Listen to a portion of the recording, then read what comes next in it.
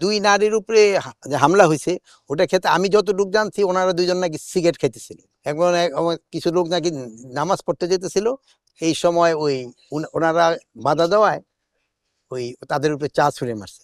তো আপনারা জানেন ওপেন জায়গায় কিন্তু সিগারেট খাওয়া এই নারী পুরুষ সবার জন্যই নিষেধ, এটা কিন্তু একটা অফেন্স।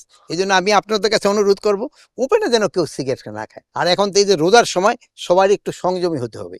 এখানে বাইরে যেন ইসেও মানে আমাদের ধর্মোপদেষ্টাও কিন্তু সবার জন্য রিকোয়েস্ট করছে যেন বাইরে যেন খাবারটা না খায়, যেহেতু এটা ইসের জন্য একটা সম্মান প্রদর্শন করে যারা রোজা থাকতেছে তাদের জন্য। আর একটা আপনাদের কাছে মাধ্যমে আমি অনুরোধ করব যেন জিনিসপত্রের দাম না বাড়ায়। আপনারা দেখবেন অন্যান্য ধর্মাবলম্বীরা যারা তাদের যে সময় অন্যান্য অনুষ্ঠানগুলি হয় ধর্মীয় অনুষ্ঠান, সে সময় তারা জিনিসপত্রের দামটা কমায় দেয়। আর আমাদের দেশে কিন্তু উল্টো হয়, আমাদের দেশে এই রমজানের সময় দামটা কিন্তু বাড়িয়ে দেয়। সিন্ডিকেট বাড়ায় মানে কি আমি বিজনেসম্যানই বাড়ায় দেয়, এই জন্য বাড়ায় দেয়। আপনার বিজনেসম্যানকে অনুরোধ করবেন যেন তারা এই কাজটা না করে।